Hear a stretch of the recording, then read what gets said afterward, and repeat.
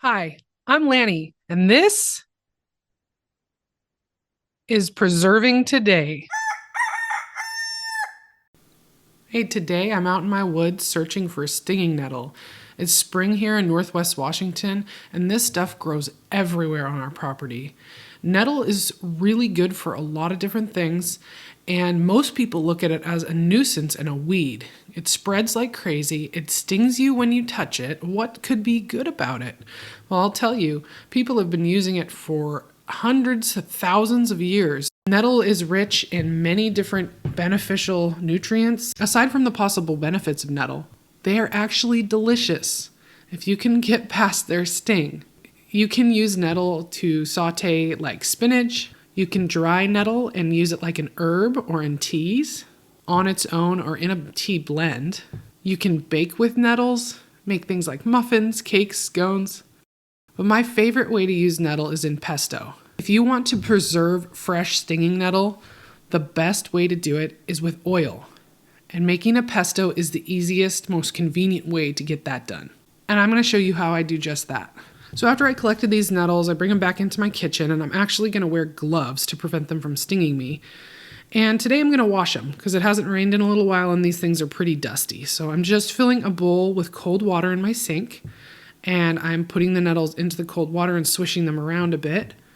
And the easiest way to get these things dry, which you want them pretty dang dry before you start your pesto, is going to be using a salad spinner. I have this cheap one that I got from Amazon that works great for smaller projects. I'll link to that in this video description. Now, I don't need to use the big stems. I just want to use the leaves. So as I'm cleaning, I'm going to actually pick the leaves that I want to keep off and only put those into my salad spinner. The stems are going to go into the compost. Taking the time to do this now will make it easier to spin this and dry it, and then after it's spin and dry, it'll be ready to go into the food processor right away. If you can still feel the sting through your rubber gloves, you can put gardening gloves on and then put rubber gloves over those. I've had to do that before. These are a thicker disposable kitchen glove, and they are working for me this time. I'll also link to the gloves I use in the description. Check out how dirty this water is afterwards. I'm glad I decided to wash these. I'm just going to throw the lid on my salad spinner and give this a spin. And we'll take a look. Much drier, but still pretty wet. Look at all that dirty water that's been removed. I'm just going to pour that off in the sink. And going to take these for another spin. The nettles being dry is pretty important because you don't want a lot of water in the pesto. So I'm going to get my food processor ready. I'm going to throw a clove of garlic in there and some salt and just pulse that for just a second.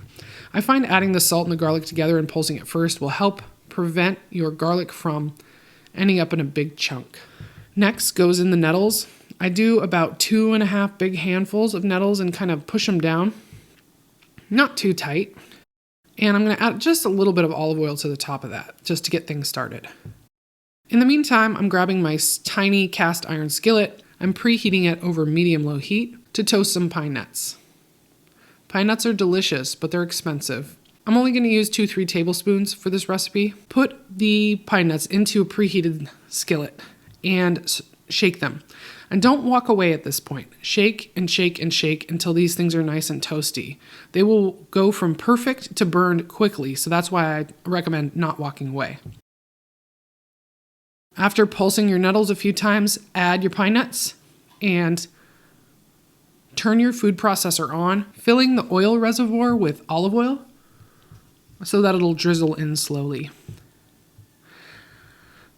Next, I'm adding some cheese. This is where most of the salt is going to come from in this recipe. And this cheese I already shredded. This is really nice pecorino romano cheese.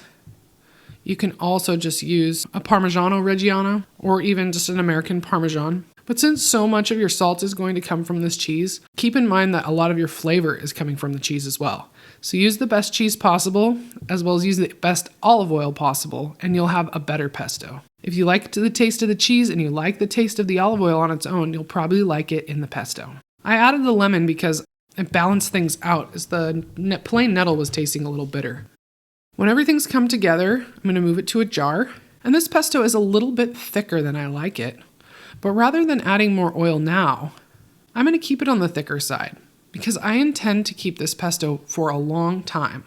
And the key to keeping it fresh in the fridge for a year or more is always covering your pesto with a slick of oil on top. My family's Italian, and my Uncle Gino made pesto every year from basil that he grew. That's how I learned to make pesto. We didn't have an exact recipe. We looked for the correct texture, we tasted it for flavor, and it was really good. So following that same guideline, I made this Nettle Pesto. If your pesto is covered with oil, then oxygen will not be touching your pesto. And mold cannot grow without oxygen. So leaving this slick of olive oil over the top is your protection. After using pesto, I stir any excess olive oil in, wipe down the sides of my jar, and add another slick of olive oil to the top before putting it back in the fridge.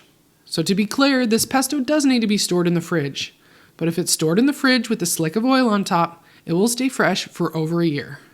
Thanks for watching. I'm Lanny, and this was Preserving Today.